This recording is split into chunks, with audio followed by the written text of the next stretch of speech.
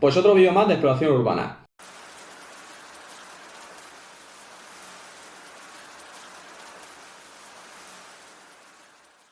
Antes que nada, informaros del vídeo que veréis a continuación, ya que con motivo del coronavirus he pensado en crear una nueva sección en el canal e ir alternándola con el Urbes.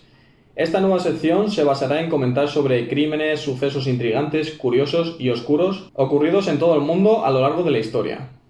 Si os gusta esta sección, dadle a like, que realmente es la única forma que tengo de saberlo. Dicho esto, dentro del vídeo. En esta ocasión hablaremos de Enriqueta Martí, un nombre muy común como tantos otros. Sin embargo, su apodo era muy diferente: la vampira de Barcelona. Tras ese nombre se esconde una de las criminales más brutales de la historia de España.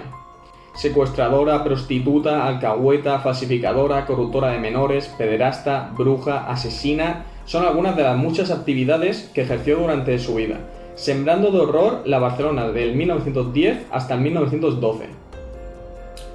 Pues bien, todo empezó con las autoridades negándolo todo, como es costumbre en estos casos, y tratando de convencer a todos de que era completamente falso el rumor del secuestro de niños en Barcelona durante los últimos meses.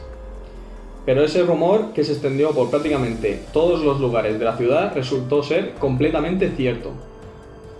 El 10 de febrero de 1912, muchos ciudadanos de Barcelona andaban preocupados por la desaparición de una niña de 5 años llamada Teresita, cuyos detalles se estaban extendiendo por toda la prensa. Según explicó su madre Ana, durante la tarde-noche de aquel día había parado en la puerta de su casa a charlar con una vecina, soltando la mano de la pequeña, creyendo, como era normal, que subiría sola hasta el piso. Pero esta vez no fue así. Cuando su marido vio llegar a Ana sin la pequeña, le preguntó extrañado. Ana lanzó un grito y bajó corriendo a la calle, pero ya era demasiado tarde, no había rastro de la pequeña. Lo realmente ocurrido era que Teresita se había alejado un poco, curioseando como cualquier niño, y de repente sintió como una mano de mujer cogía la suya y una voz, a su vez, le decía con acento mimoso: «Ven, bonita, ven, que tengo dulces para ti», como si de un cuento se tratara. La pequeña ilusionada se dejó llevar, pero al ver que se alejaba demasiado de donde estaba su madre, forcejeó y trató de regresar. Entonces, la desconocida desplegó un trapo negro con el que cubrió por completo a la niña, la agarró en brazos para evitar que gritara y se alejó de allí de inmediato. Vosotros poneos en la situación de una niña pequeña, asustada, que de repente se ve tapada completamente, sin visión, sin nada, que la alejan de su madre y no saben ni siquiera ni dónde está. Días más adelante, y por suerte para Teresita, una vecina se extrañó al ver a una niña con el pelo rapado a través de una ventana de la casa de Enriqueta, puesto que ella solo tenía 2 hijos y no tenían el aspecto de esa niña. Esta vecina decidió llamar a un conocido policía, que con la excusa de si tenía gallos en su domicilio, entró sin orden de registro, y una vez dentro preguntó a la niña si se llamaba Teresita, a lo que ésta negó añadiendo: «Aquí me llaman Felicidad». Posteriormente, el policía le preguntó por la otra niña que había visto en el interior de la casa, y Enriqueta respondió que era su hija Angelita. El policía, al no creerla, continuó buscando, pero no encontró ningún niño como había afirmado la vecina. Evidentemente, el hombre sabía que la mujer mentía y decidió llevarla a comisaría junto con las niñas. Revisando sus antecedentes, descubrieron que había sido detenida por tener un prostíbulo de menores de edades de entre los 5 a los 16 años y además, junto a ella había sido detenido un cliente, hijo de familia importante. Enriqueta fue procesada, pero la causa se perdió en los archivos fiscales. No es de extrañar al verse involucradas cargos importantes entre medio de una investigación. Además de esto, tras realizarle un examen médico, descubrieron que nunca había tenido hijos. Entonces el policía se hizo una pregunta: ¿quién era Angelita y dónde estaba el supuesto niño que vivía con ella? Bueno, pues tras varias semanas de interrogatorios, finalmente confesó que Angelita era hija de su cuñada, a la que hizo creer que había fallecido durante el parto. También habló del niño y dijo que se llamaba Pepito y que lo había llevado fuera de Barcelona para que se curara de una enfermedad. Una vez recuperadas las niñas, confesaron los horrores que pasaron en la casa, desde pellizcos, mala alimentación e higiene, hasta incluso un día, jugando las dos, encontraron en el interior de un armario un saco y lo abrieron. Dentro había un cuchillo grande y ropa de niño manchada de sangre. La declaración de Angelita fue aún más sobrecogedora, ya que ella sí conoció a Pepito, un niño rubio de su misma edad con el que solía jugar hasta que un día mamá no se dio cuenta de que yo la vi cómo cogía a Pepito, lo ponía sobre la mesa del comedor y lo mataba con un cuchillo. Me fui a la cama y me hice la dormida. Fijaos lo que tuvo que pasar esta niña viendo todos esos horrores y posteriormente también Teresita. Lo más raro todavía estaba por llegar. Durante el registro de la casa, en el entresuelo, descubrieron escondidos tras una puerta camuflada un salón totalmente amueblado con todo tipo de lujos, contrario a lo que había en la casa a simple vista, que era todo desordenada, mugrosa, maloliente. En el armario de esa sala había colgadas varias prendas de niños y en uno de los cajones una lista con nombres de personas. En la cocina encontraron el saco del que hablaban las niñas, comprobando que todo era cierto. En otra habitación descubrieron otro saco lleno de ropa sucia, en cuyo fondo había huesos pequeños que después confirmarían que eran de niños. Hasta un total de 30 se contaron entre costillas, clavículas y rótulas. Todos los huesos presentaban señales de haber sido expuestos al fuego, por lo que no valían para su estudio, y hacía suponer a los forenses que los niños eran sacrificados para extraer grasa de sus cuerpos.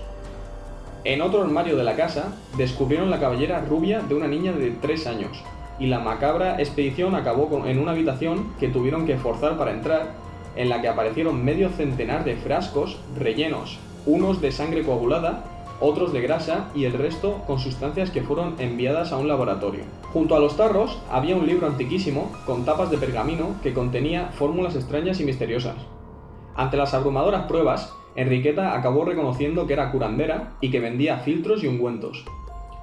Durante esa confesión y de forma repentina gritó: «Que registren el piso, que busquen bien en las paredes, como sé que a mí me subirán al patíbulo, que suban conmigo los demás culpables». No solo registraron su piso, sino todos los que había vivido hasta ahora, y el resultado fue aterrador. En uno de los pisos fue descubierto en un hueco de un falso tabique muchos más huesos, entre ellos manos de niños. En otro de sus anteriores pisos también hallaron huesos y cabelleras de niñas. En una torre más libros de recetas y frascos de sustancias desconocidas. Y finalmente, en el patio de una casa descubrieron el cráneo de un niño de 3 años, además de otra serie de huesos pertenecientes a 3 niños distintos, llegando a un total de 10 niños. No cabe duda de que Enriqueta utilizaba a los niños que secuestraba en una explotación doble, como objetos de placer para sus degenerados y adinerados clientes y como materia prima para sus pócimas. Lo aprovechaba todo de cada niño, básicamente. Pero todo esto tenía una lógica para ella, ya que en aquella época la tuberculosis hacía estragos y se creía que el mejor remedio para detenerla era beber sangre humana y aplicarse sobre el pecho grasa de niños. Fijaos las creencias de alguna gente totalmente loca de la época.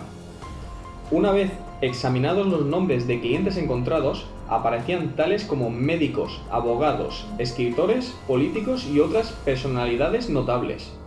Por supuesto, el pueblo entró en cólera y esta vez la prensa trató de calmarlos. Enriqueta, por su parte, había intentado suicidarse en su celda con una cuchara de madera. Tras ese incidente, obligaron a otras presas que convivían con ella a turnarse para mirarla durante toda la noche, y así evitar que se tapase la cabeza con las sábanas y tratara de arrancarse las venas con los dientes. Como detalle curioso, lo que finalmente provocó que el pueblo se desinteresara del caso fue un suceso ocurrido a mediados de abril, donde un transatlántico, que supongo que todos conocemos, se hundió en el mar tras chocar con un iceberg, el Titanic. Meses después se supo que Enriqueta había fallecido en el patio de la cárcel, linchada por sus compañeras. Se especuló que antes de ser golpeada ya estaba muerta, envenenada por encargo de alguien interesado en su desaparición. Como suele pasar en la mayoría de los casos parecidos a este, siempre hay una cabeza de turco.